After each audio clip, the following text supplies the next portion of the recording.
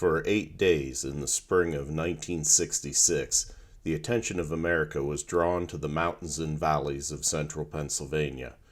The kidnapping of a young woman by a mountain man, and the efforts of the local people to aid the police in finding her, captured the imagination of the country. From the wooded hollows of the Appalachian valleys to the offices of government in Washington, the race was on to find and save 17-year-old Peggy Ann Bradnick before it was too late. Prelude, The Shades of Death. In a quiet corner of the Ridge and Valley region of south-central Pennsylvania, events would occur in the spring of 1966 that would become one of the biggest national news stories since the assassination of President Kennedy 3 years before, and lead to the largest manhunt to that point in Pennsylvania history. The Ridge and Valley region of Appalachia consists of low wooded ridges of the Appalachian Mountains, alternating with narrow valleys. The largely rural terrain is rough and tree-covered, with patchy fields scattered across the hilly valley floors. Dense patches of mountain laurel cover the hills and provide shelter for large numbers of deer. During the 1960s, the area was largely poor. The deer and other animals were an important source of food for the people living there, particularly those who had trouble affording store-bought food. Most people in the area learned to shoot when young, and hunters were a common sight. Small-scale farming, seasonal work, and occasional deer meat supported many of the residents, who grew up to be tough and largely self-reliant. Most residents of the area were of Scots-Irish descent, with some German heritage here and there. In southern Huntington County were the Shades of Death, a gap in Shade Mountain. Why it was named this in the early 1700s nobody now knows. The town that sprung up just to the east of the gap took the more pleasant name of Shade Gap. This was to be the center of the excitement, a town with a population of only about 150 people. Across Shade Valley to the east lay Neelyton, at the foot of Tuscarora Mountain.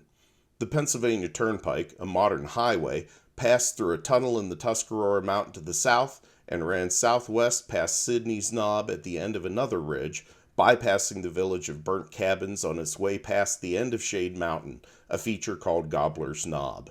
For 8 days, this was to be the domain of the mountain man.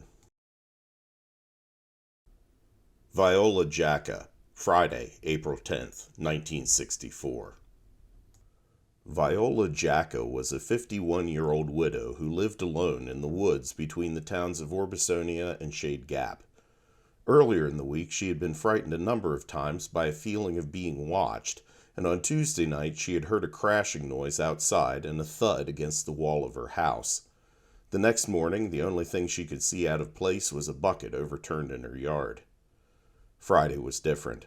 After returning home from a date at the American Legion Hall in Orbisonia, Viola was getting ready for bed.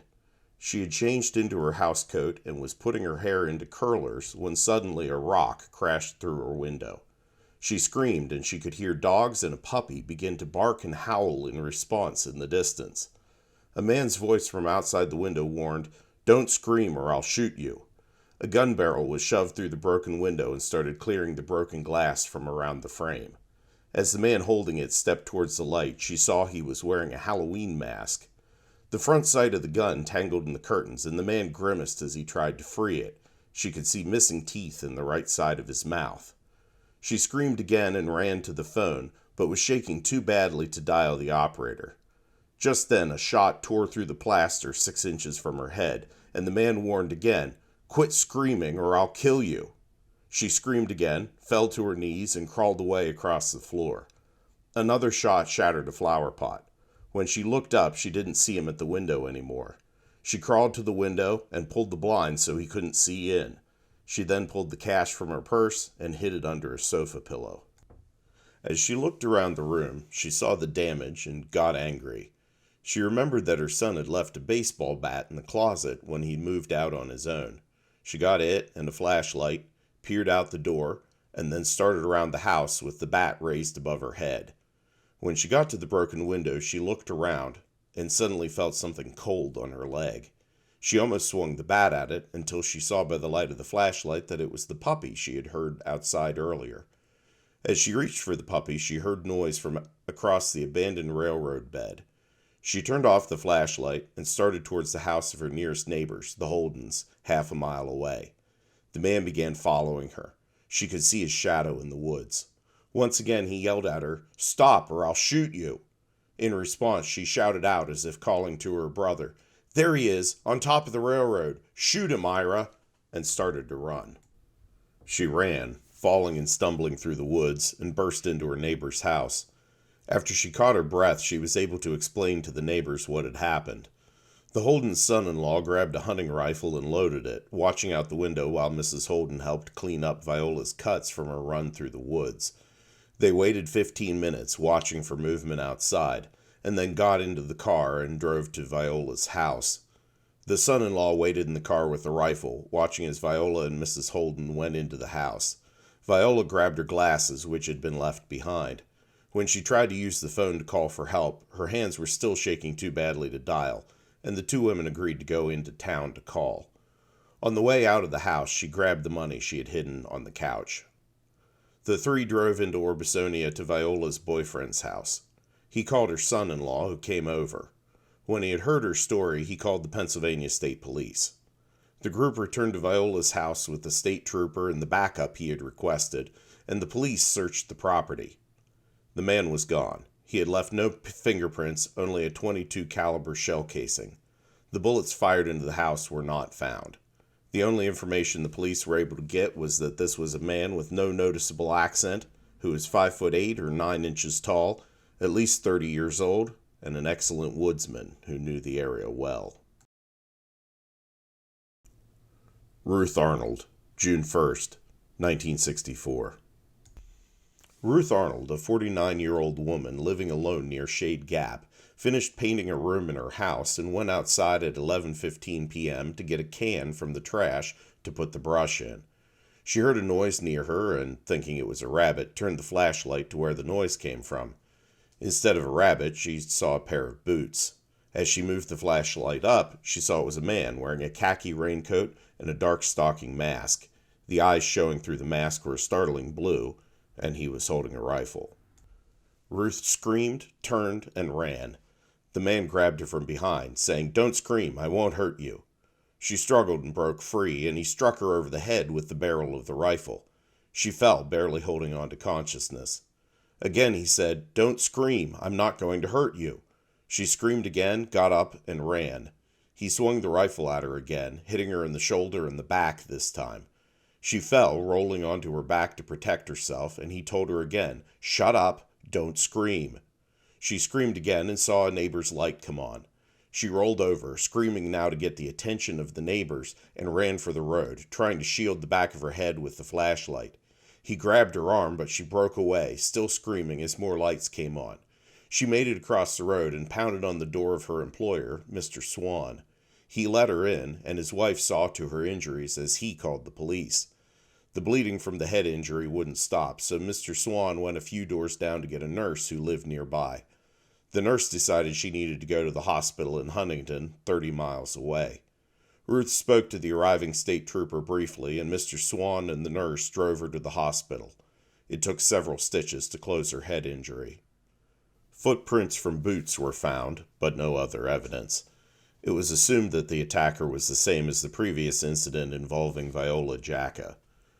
Residents in the area started to avoid being outside at night.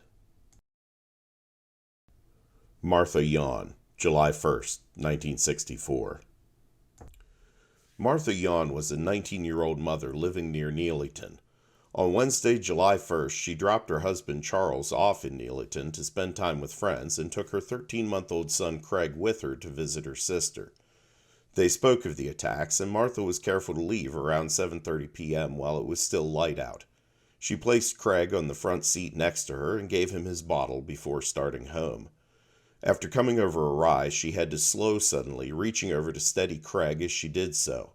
There were a number of logs from a pile next to the road, blocking the entire road. She stopped the car and was about to get out to move the logs when a man appeared on the embankment along the road. He was holding a rifle and had a beard, large eyes, and a protruding chin. She realized as he looked at her that this must be the same man who had attacked the other women. She threw the car into reverse and started backing quickly away, turning around to see behind her. At this point, the man opened fire. The first round passed through the windshield, through the front seat a few inches from her body, through the back seat, the trunk, and finally hit the highway. The second shot hit the radiator.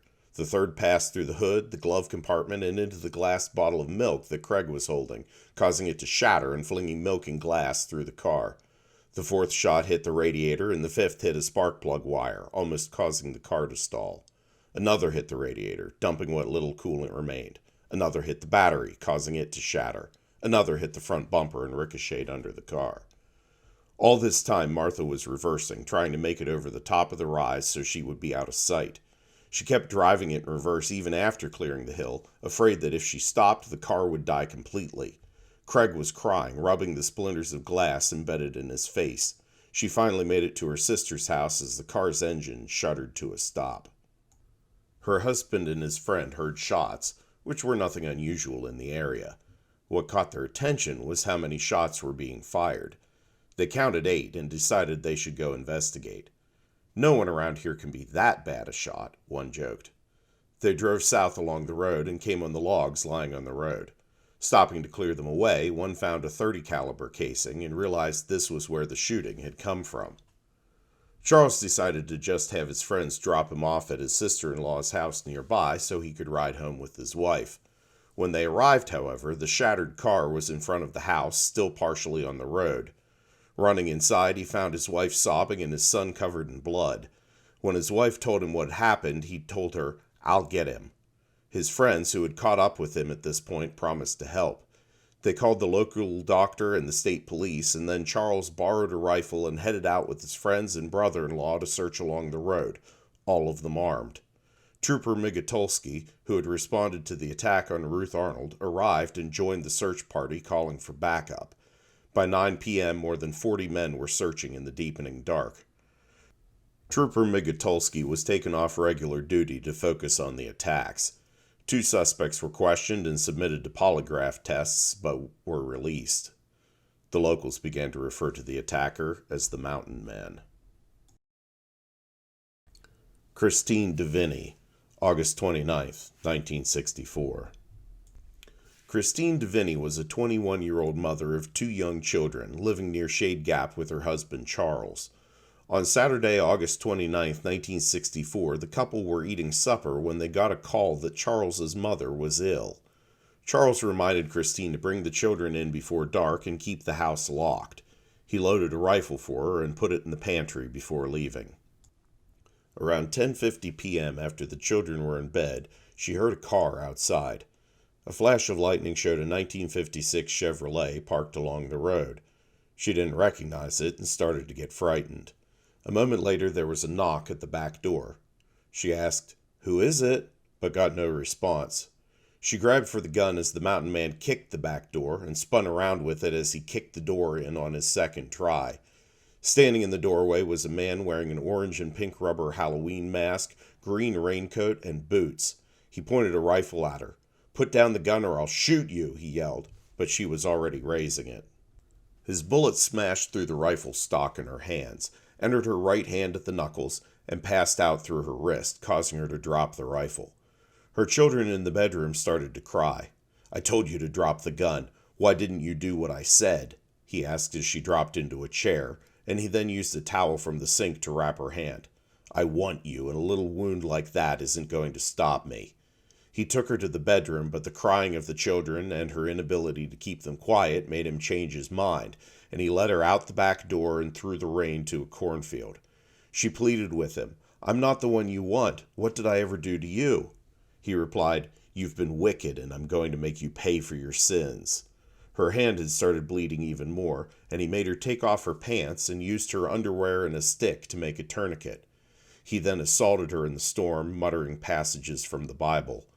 After he finished, she tried to reach for his mask, but he slapped her hand away and threatened to kill her. He helped her up and pushed her towards the house. She rushed to her crying children, but after finding they were safe, she realized she was bleeding so severely that she would have to walk for help. Her husband met her along the road on his way home, only a few hundred feet from the house.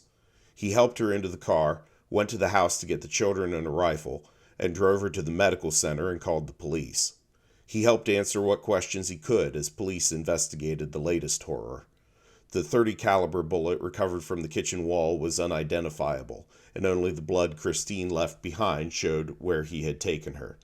The mountain man had disappeared again. After surgery and 6 weeks in the hospital, Christine recovered partial use of her right hand. Not all of her scars would be physical, however. Ned Price, April 16, 1965. In the 8 months since the attack on Christine Devinney, and with the exception of some reports of peeping toms and a few burglaries, things had been mostly peaceful around Shade Gap. 53-year-old Ned Price, a civilian railroad engineer at Letterkenny Army Depot 25 miles away, headed out into the dark to dig fishing worms to use the next morning on the first day of fishing season, while his wife undressed to take a bath. A veteran of the European theater in World War II, he wasn't particularly concerned about the mountain man attacks. As he walked outside with an electric lantern, he heard a noise, and standing in the dark, he found a man wearing a trench coat. Ned shouted, "Stop!" as the man raised his rifle and fired, hitting him in the shin. He fell, knocking the lantern out, and found his leg was dangling at a bad angle. He called for his wife, but she couldn't hear him over the television inside. He crawled across the driveway onto the porch and pounded on the door. She came into the kitchen just as he opened the door and started dragging himself inside. "Pull me in, I've been shot," he told her. They worked to get him inside and shut the door, and she screamed as his blood-soaked boot flopped out of the way as they shut the door. He made a tourniquet out of his belt and another with a towel, and she called his brother and the doctor, who called for an ambulance. When the police arrived, Ned was being taken to the ambulance in a stretcher. The troopers secured the scene and called for bloodhounds to trace the scent of the mountain man. While waiting for the dogs to arrive, the police found a spent shell casing in a location with a clear view into the bathroom window and evidence of previous visits beside the window, candy and gum wrappers on the ground, and semen on the wall. A path was worn in the grass from there into the nearby woods. The bloodhounds arrived by 11 p.m. and, accompanied by 8 troopers and a dozen armed friends and relatives, followed the scent to a nearby mountain road, where it vanished. The investigation was handed over that night to a state police detective from Harrisburg, and roadblocks were set up through the valley. Vehicles were stopped and searched, but nothing was found. By Saturday morning, the doctor was confident that Ned would survive, but his lower leg had been amputated. The state police stepped up patrols in the Shade Gap area after the attack on Price, and the main street of the town started to look deserted as people stayed inside more. There was some tension between the police and the locals. The police tended to view themselves as being superior to these mountain people, and this attitude rankled with the residents. Jean McMullen, May 5, 1966. Jean and Calvin McMullen were a young couple with 2 young children who were new to the Shade Gap area. Calvin had to take the car to a local garage, and he reminded his wife to stay inside while he was gone. Shortly after he left, their 18-month-old son was playing with a ketchup bottle and a tin can and was misbehaving. Jean took the containers away from him and picked him up to bring him with her when she went to drop them off the edge of their elevated porch into the trash can below. A hand grabbed her ankle from below the deck. Jean screamed and pulled free, and a man wearing a mask and a dark coat rose from below. She screamed again and ran for the door, locking it behind her. She checked all of the doors and windows and braced a chair against the door. She put the children in their playpen and told them to go to sleep, and got a kitchen knife, waiting for 3 hours for Calvin to come home. When she heard him pulling up, she was convinced that the mountain man would be waiting in ambush. She ran out to him, waving the knife, shouting to him that the mountain man was there. They got inside and waited with a loaded rifle until daybreak, when they could go to call the police. The descriptions of the suspect so far were vague and rather contradictory. Local residents were wary of the police and preferred to talk to people they knew, like Robert Cox, a local newsman. Hitchhikers were told to avoid the area. More people were questioned and dozens polygraphed. A school bus driver brought in for questioning lost his job. He was cleared by the police, but the school children refused to ride his bus. People became more cautious, staying together, staying inside. Children previously allowed to roam freely were now kept in yards where they had a new game: kill the sniper. Taken, Wednesday, May 11th, 1966. Peggy Ann Bradnick was 17 and a junior at Southern Huntingdon County High School near Orbisonia, studying in the home economics curriculum. She was looking forward to the school fashion show that evening. She would be modeling a suit of clothes she had made. She had dark hair and stood 5 feet 4 inches tall and weighed 119 pounds. The Bradnicks were a close-knit family who had little except each other. Peggy worked in the cafeteria and the office at school to earn a free lunch for herself and her brother. The children were taught young not to ask for or accept charity. Eugene Bradnick, their father, was a disabled veteran, having been shot through the jaw in the Battle of the Bulge. He had spent a year in the hospital after his injury and had suffered from alcoholism since, but did not drink at home. Peggy was the oldest of 6 siblings and frequently took care of them. They had little money and moved often, living out of boxes at times, always trying to find a cheaper place to live. About 5 years before, they had lived in the home in which Christine Devinney would later be attacked. They seemed to have settled in one place for the time being. They knew a number of the other victims. Gene McMullen was their cousin, and Ned Price was their aunt's brother-in-law, but they were more focused on getting through life than on fear of the mountain man. On Wednesday afternoon, Peggy was riding home on the school bus with her 5 younger siblings. They got off the bus at the intersection near the village of Dacorum around 4 p.m. and began the half-mile walk along the dirt road to their house, enjoying the mild weather and the leaves coming out on the trees. Partway down the road, they saw a stranger standing by the road behind a tree with his head down, carrying a shotgun. They were a little curious about him, but just thought he was another hunter. Things changed when he stepped out from behind the tree, wearing a partial mask over his face, and pointed the shotgun at them. "I don't want any bullshit out of any of you," he growled. He looked over the younger children. "You're too young." Choosing Peggy, he said, "You're what I'm looking for. You can keep up." He grabbed her by the neck, aiming the gun at the others, and pushed her towards the woods. "Now go! Run!" he ordered them, and they began to yell and run for help. James, 16, reached the house first and shouted to his father that the mountain man had taken Peggy.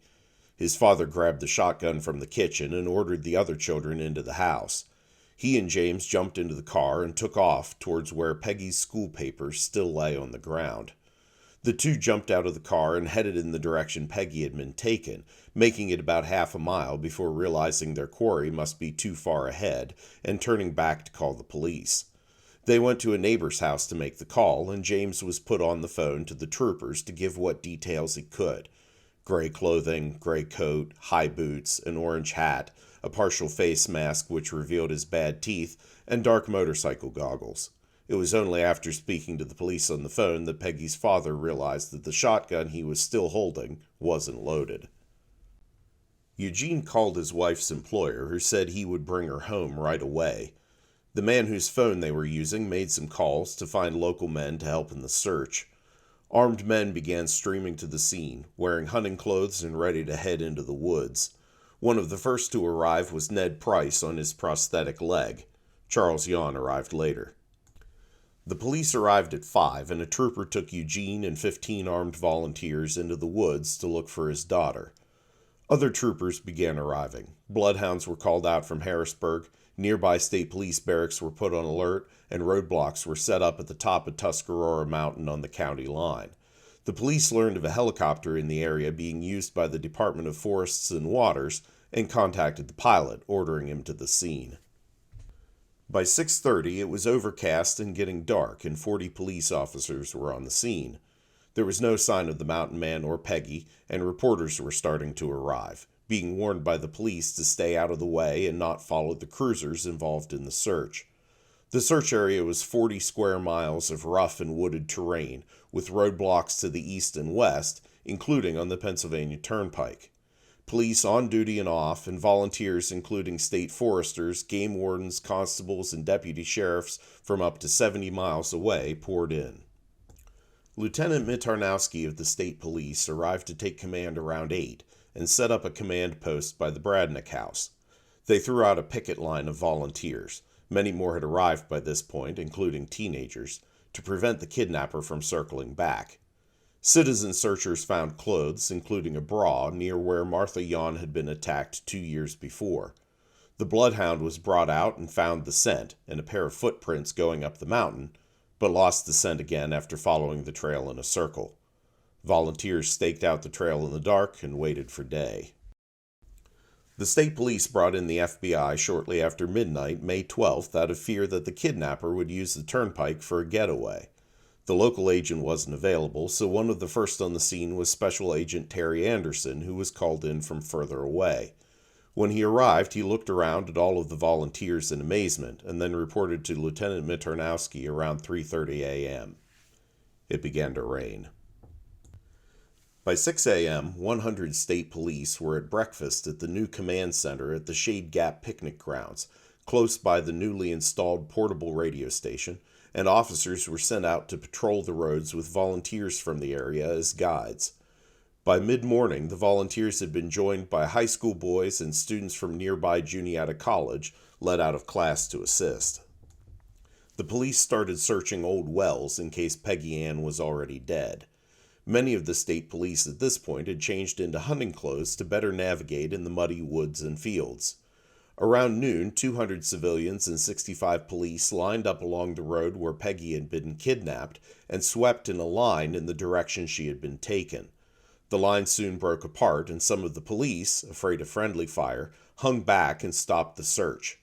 As one said later, those guys were out for blood. Someone was going to get his head blown off. I didn't want it to be me. Elsewhere, a man in a white shirt was seen hurrying across a field. The volunteers headed to the area, only for the helicopter pilot to pass word to the police on the ground that the man was another police officer. The police had to stop vehicles and block roads to stop the pursuers and notify them that it was a false alarm. Reporters, getting into an argument with tired, wet, and miserable state troopers who had been dragging abandoned wells for Peggy's body, became annoyed and said they would follow all police cars thereafter, accusing them of suppressing news. They tailgated the officers back to the command post. The trail goes cold. The police were handling huge numbers of tips, following up on all they could. None of them were useful. More than 100 police and FBI agents visited every household in the valley, trying to account for every man living nearby. If they weren't home, the investigators would return until they were able to talk to each one. Volunteers were still joining the search from further and further away. Some were providing food and even babysitting to free up more local searchers. A dowser volunteered his services, claiming that he could find buried objects and offering to help locate Peggy's body. The search continued on the morning of Friday, the 13th of May, in gloomy weather, with many searchers waking from spending the night near the command center in their vehicles. A unit of the National Guard arrived from nearby Huntington to help in the search. The state police brought in several suspects for questioning, then denied to reporters that they had done so, including to reporters who were helping in the search and had seen them brought in. The story and photo published by Robert Cox in the next day's local newspaper, and spread further afield by the wire services, angered the police. They were operating under the assumption that the mountain man had a radio and was listening to the news to keep one step ahead of his pursuers. The reporters were angry that they weren't getting information they needed to make their reports, and the police were simply denying everything rather than trying to work with them. The local radio station agreed not to broadcast details on the search, but this was a big story. They were getting calls from as far away as Honolulu and London asking for updates. The continuing effort to make contact with all of the men in the area turned up one potential lead, Bicycle Pete, a local recluse named William Hollenbaugh. Bicycle Pete had earned this nickname by riding his bicycle everywhere on local roads and over the mountains, frequently not watching where he was going and almost being hit by vehicles. He had not been seen since the kidnapping occurred. He had been questioned about the earlier mountain man attacks, but had been cleared. However, he was known to often go off without telling anyone, so the police were unsure if he could have been involved or not.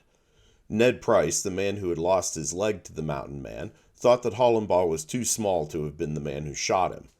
Police searched his cabin on Friday, but found nothing particularly useful apart from a footprint in the area similar to those found near the kidnapping site. On Saturday morning, the chief security officer of the Pennsylvania Electric Company called Thomas McGinn, a dog trainer at the Canine Academy in El Dorado, Arkansas, to ask him to bring his tracking dogs. McGinn and his tracking dogs, King and Vide, had operated worldwide on 363 cases, including tracking a man over 212 miles over 5 days in the Arizona desert. The company would cover his expenses if he would come and help in the search for Peggy. McGinn loaded his dogs into his trailer and with his wife and daughter drove the 1,260 miles to Shade Gap in 17 hours, only stopping for gas and food. An Army helicopter arrived from Washington to deliver maps of the area from the U.S. Forest Service, Agricultural Service, and even WPA maps made in the 1930s. At the same time, Army Green Berets arrived with climbing equipment. They were brought in to search caves in the area that the state police believed Peggy's body may have been hidden in. Meanwhile, police checking back at Hollenbaugh's cabin found that someone had been there overnight and fed the dogs. The information they had gathered the previous day from his brother was worrying. He had been convicted at 16 of a juvenile charge of larceny and received probation. He was arrested at 18 in 1939 for burglary and larceny for stealing firearms and was sentenced to 5 to 10 years in Western Penitentiary. He was sent to the Rockview prison farm and escaped in 1941, remaining on the run for 9 months before being recaptured and returned to prison. In 1946, he was committed to the Fairview Hospital for the Criminally Insane, briefly escaping there as well, and was not discharged until June 1959, after which he finished his prison term in 1962 and moved to Shade Gap.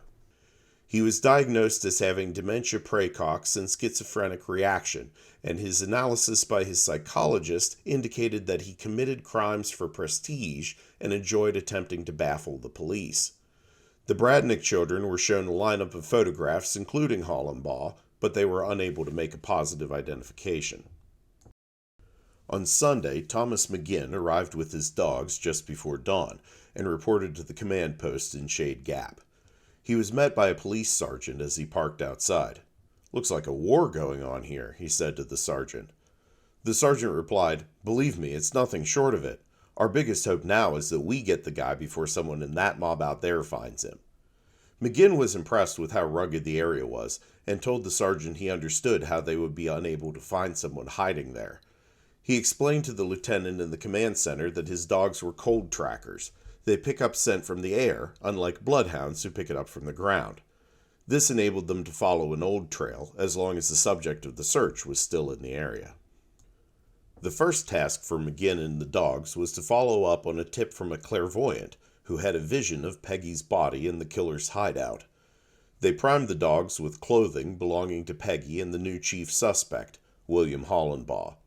The clairvoyant was brought along and pointed out a rock pile where the body would be found. Surprising no one but the clairvoyant, the dogs found nothing, and a brief search of the pile showed that she was not there. The disappointed clairvoyant was dropped off at the command post. After lunch, the dogs were taken out to search 8 caves in Shade Mountain, the mountain cut by the Shade Gap. There was no sign of Peggy or the mountain man in the first 7, but the dogs detected signs in the 8th that they had been there at some point previously. However, they lost the scent outside of the cave. They considered the possibility that pits at the back of the cave might hold Peggy's body. They were too deep to be able to tell. On their return to the command post after this ambiguous find, one of McGinn's normally aggressive dogs was befriended by FBI agent Anderson, much to the surprise of McGinn. Anderson was quickly assigned to the dog team, and they went out to search more caves. On Sunday, the weather finally cleared over the more than 600 civilians, 100 state police, almost 24 FBI agents, and military and National Guard involved in the search. Those searching were told to spread out more and focus less on searching the ground for clues, as they had previously done, than watching their surroundings for the mountain man. 5 massive sweeps of the valley were done by lines of volunteers, but these turned up nothing. On Sunday evening, Lieutenant Mitarnowski announced that the inch-by-inch search of the area with volunteers was being ended, but the hunt would continue. Students and those who were taking off work to help in the search were encouraged to go back to their regular lives. The local reporters who had been helping in the search, and who would report on Bicycle Pete as being a suspect in the next morning's papers, suspected that the police were not telling them all they knew. Reporter Robert Cox said at the time, "I think the cops are getting closer, and they want the civilians out of the way before the fireworks begin." On Monday morning, McGinn, Anderson, the dogs, and 2 state police headed out to Hollenbaugh's cabin after the officers watching it reported that he had snuck up to the cabin at some point to release his dogs. The tracking dogs Vide and King were immediately excited. They had a scent, likely only hours old. They tracked him through the woods and were joined by reinforcements of state police. The helicopter was dispatched to assist them and was sent to their south to mislead the mountain man as to where the search team was. Then the dogs lost the scent. McGinn explained, "That bastard! He must be using mace to kill the scent. He can't be more than a couple miles away, but we've lost him completely." They moved through the woods trying to find the scent again. A radio message came in later in the day directing them to a cache of stolen supplies.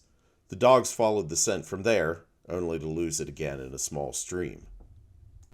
While on perimeter duty near burnt cabins, a group of police were surprised by a helicopter landing near them.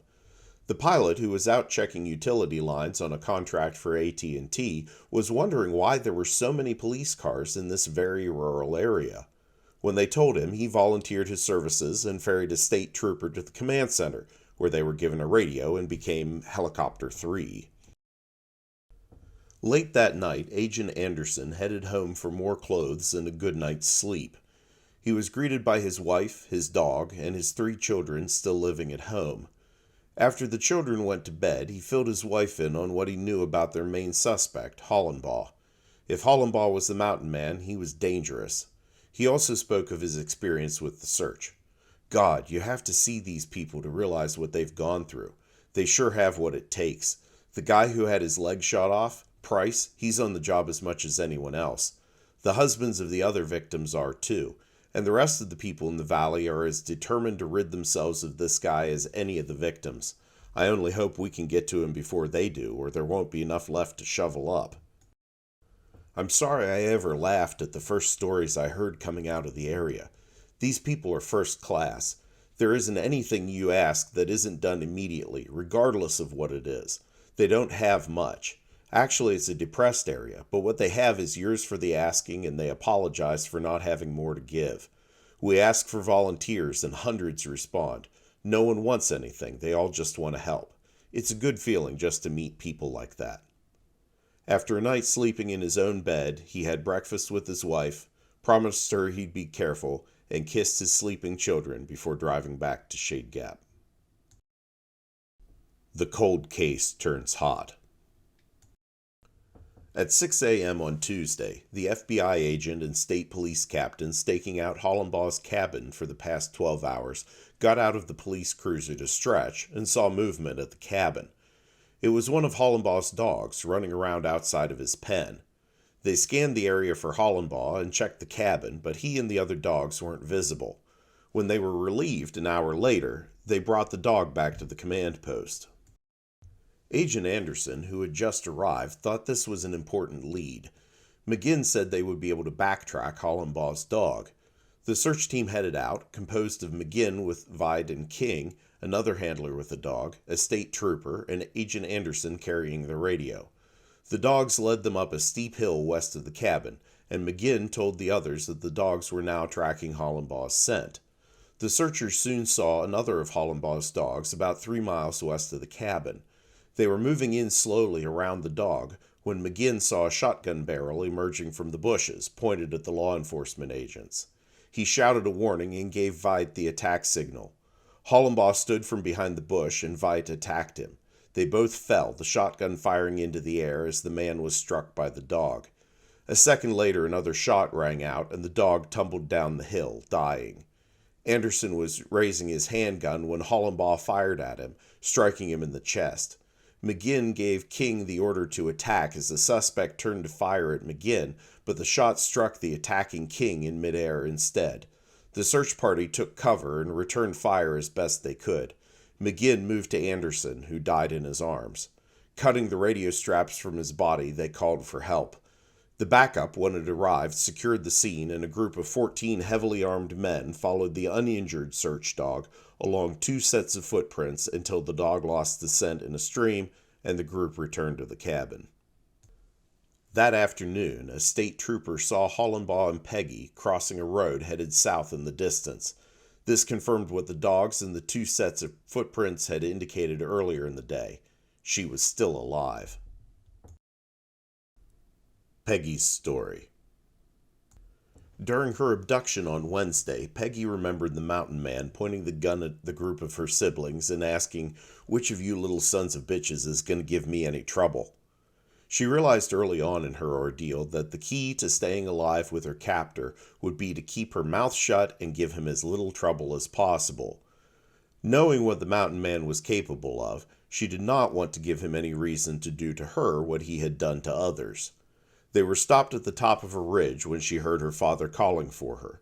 "Forget him," the mountain man said. "You'll never hear that voice again. Forget all of them. You're mine now." She stayed silent, a knife to her neck and the muzzle of the shotgun in her mouth. He fastened a heavy logging chain around her neck with a large padlock and kept constant hold of the other end. When he hit her, the chain would hit her as well. They reached a stream and he said, "I'm going to show you how to drink. Get down." He kicked her legs out from under her and forced her head underwater 3 or 4 times, and she had to gulp what water she could. They moved through the woods at a rapid pace, heading up a ridge and doubling back down to wade through a stream to lose tracking dogs. He would often mumble to himself, or scream at her or anything else that angered him. He seemed to only have rage inside of him. He also seemed to talk to someone or something that only he could see. He told her at one point he was trying to make her into exactly what I want you to be, someone who would do only what he wanted of her. If she stumbled or fell, he would beat her for trying to escape. They rarely stopped for more than 10 minutes at a time. She would recall later, "There seemed to be no rhyme or reason to our travel. He just kept up his cruel mental abuse, cursing me and threatening my life." He used a radio to track the movements of the searchers to avoid them.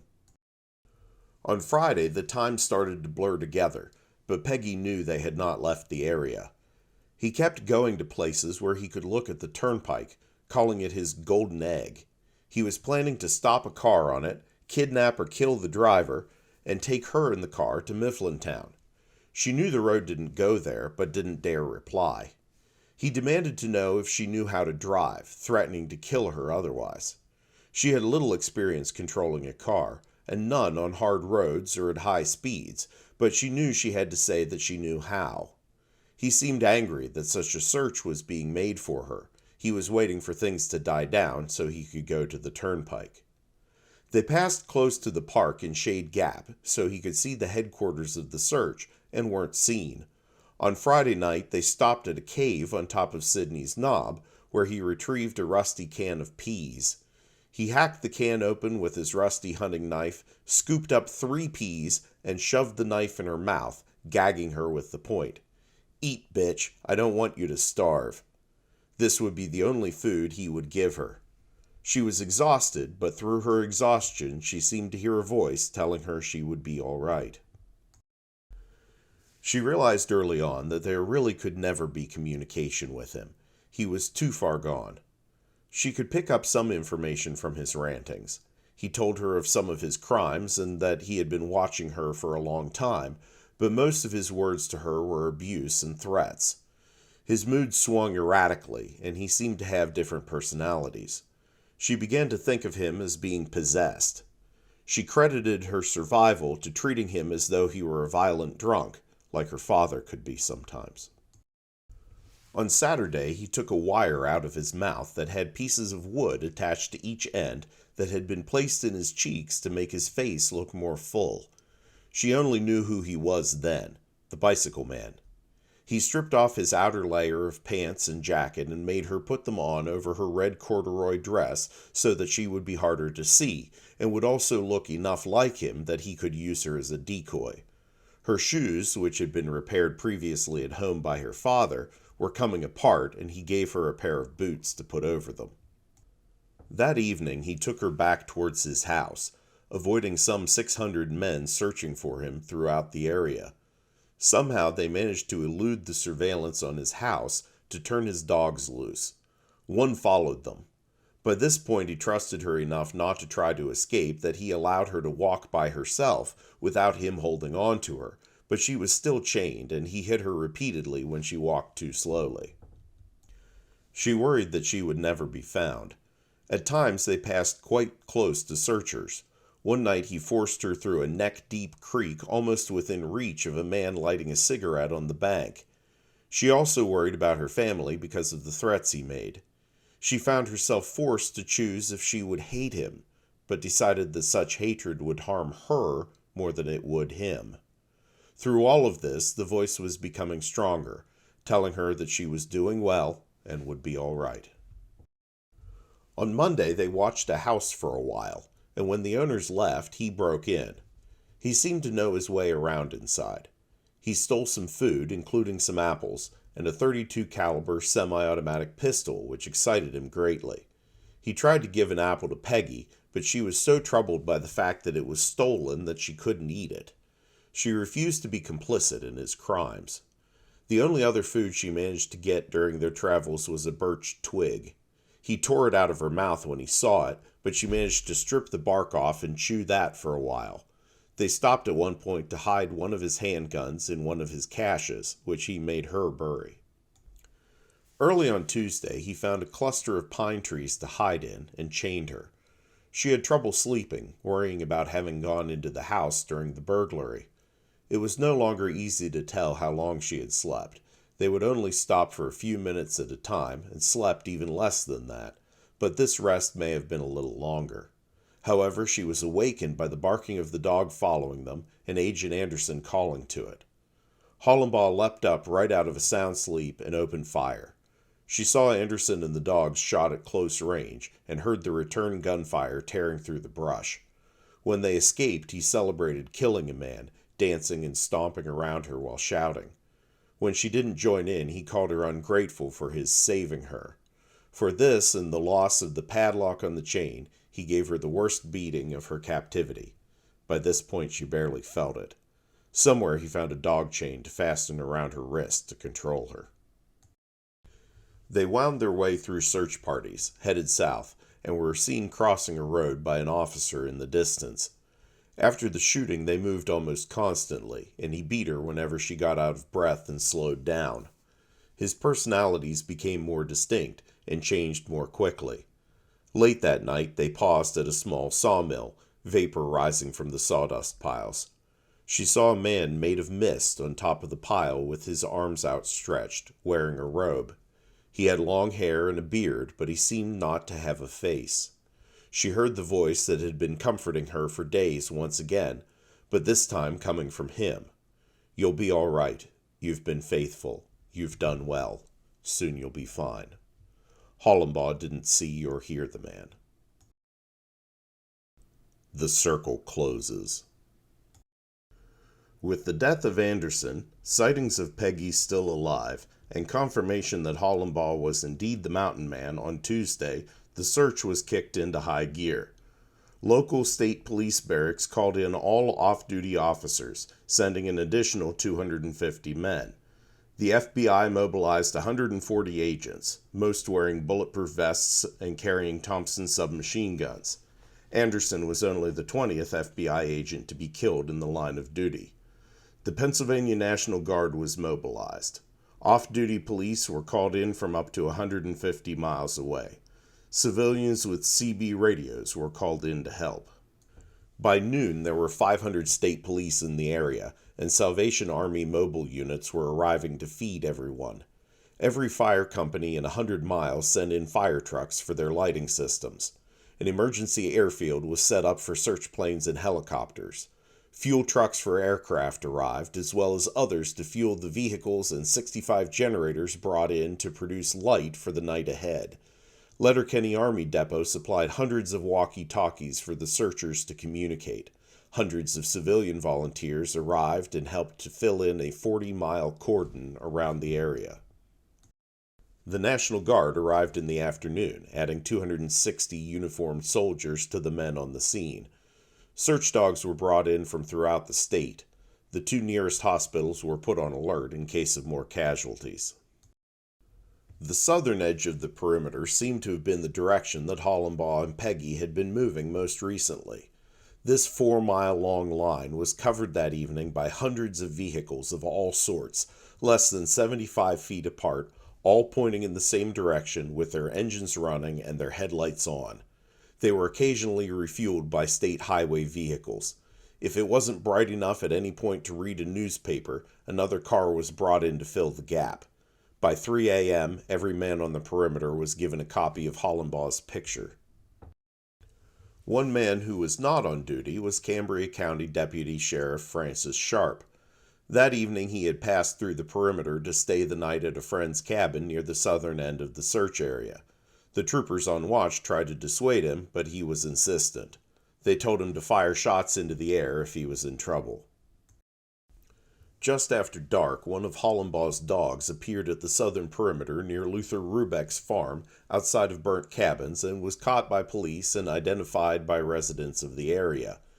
The plan for the morning was to turn loose Hollenbaugh's two dogs that had been captured and track them with search dogs, hoping they would lead the search party to Hollenbaugh and Peggy.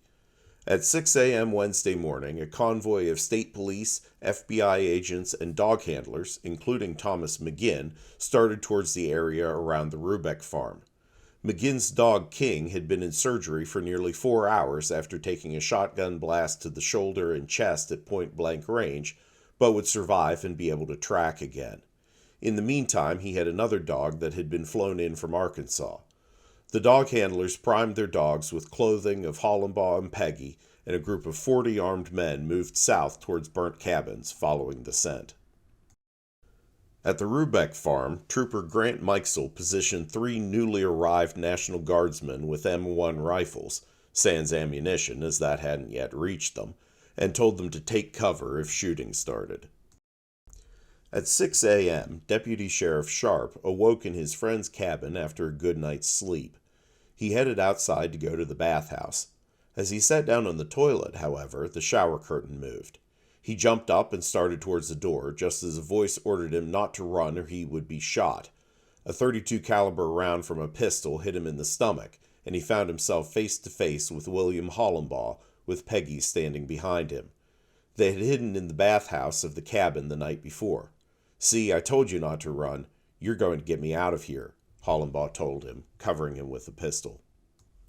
Sharp said he needed to go to a hospital, and the mountain man told him, "The only thing you're going to do is drive me and Peggy out of here.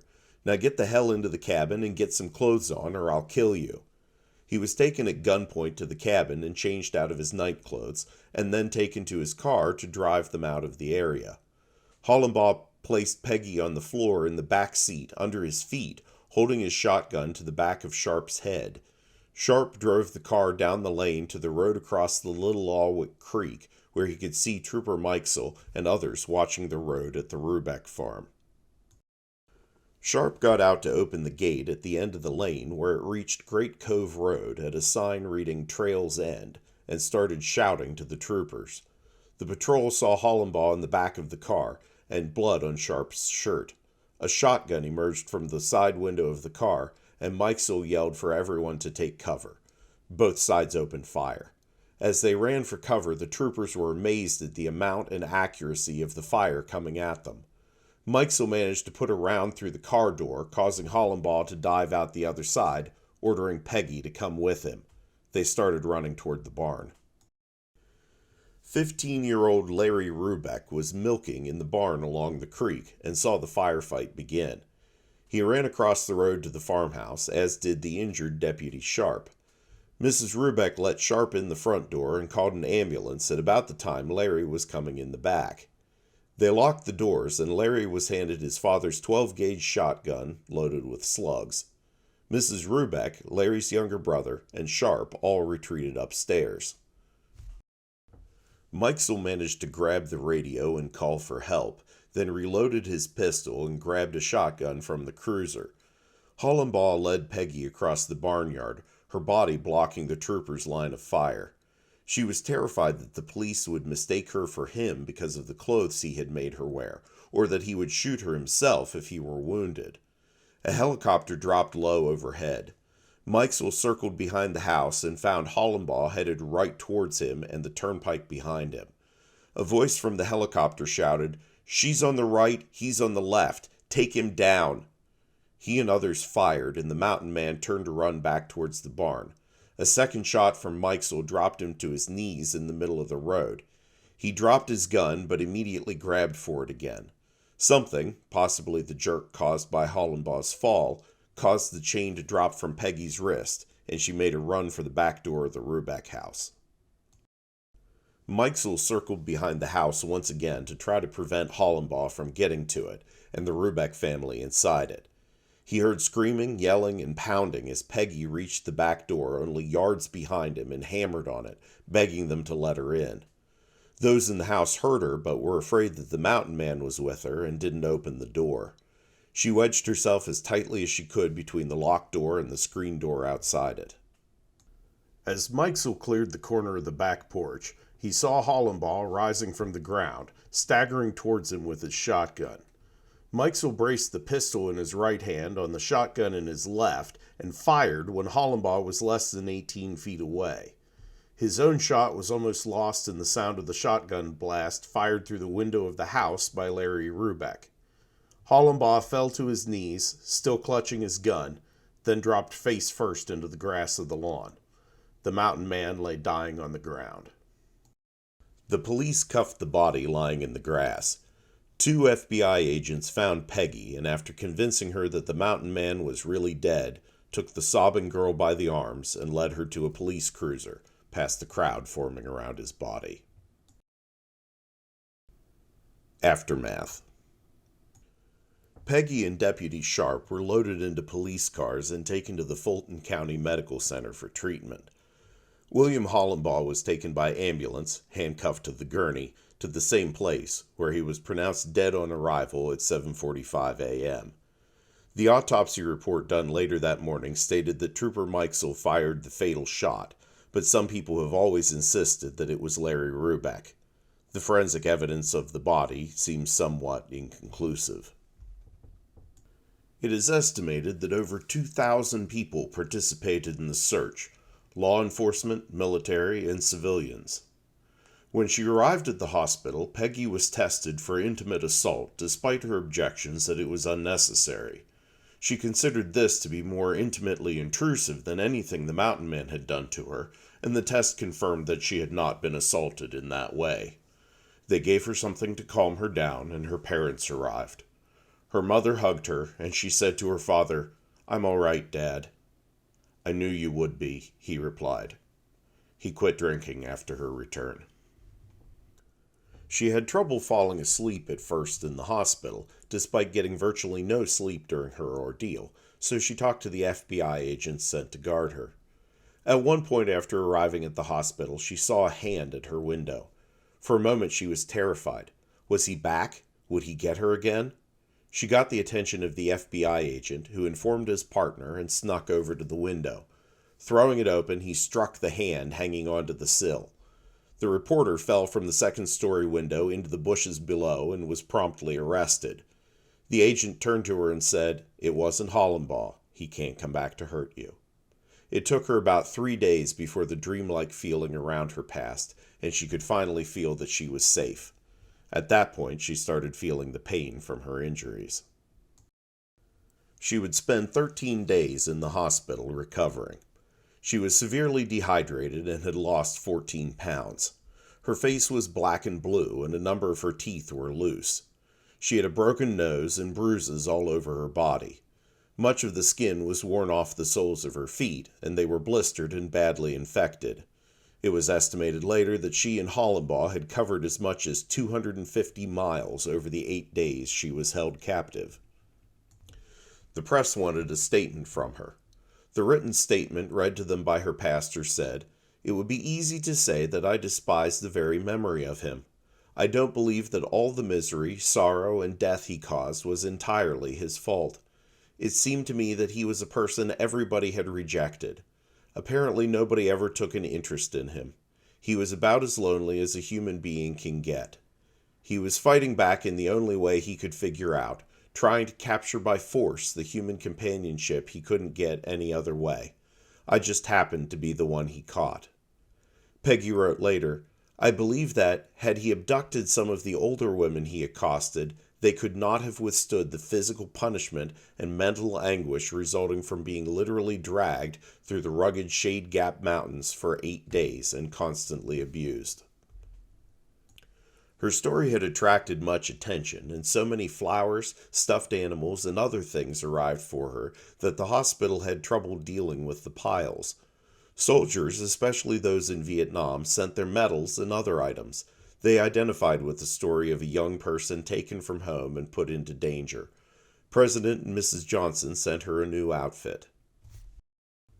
When her feet recovered, she led police to places that Hollenbaugh had taken her so they could search for caches of weapons and other items. Some, including a stolen rifle and handgun, have never been found, and so the case officially remains open. It is unclear how many of the previous attacks he committed. He did not speak to Peggy about all of them. Deputy Sharp made a full recovery from his gunshot wound. Robert Cox, one of the local newsmen who covered the Mountain Man attacks from the beginning, won a Pulitzer Prize for his wire coverage of the case. He would later write a book about the events in Shade Gap. Ken Pfeiffer, Cox's friend and a photographer who covered the case, won an award for a photograph of a blood-stained Thomas McGinn grieving over his dog Vide's corpse. He would also later release a book of his photographs taken during the manhunt.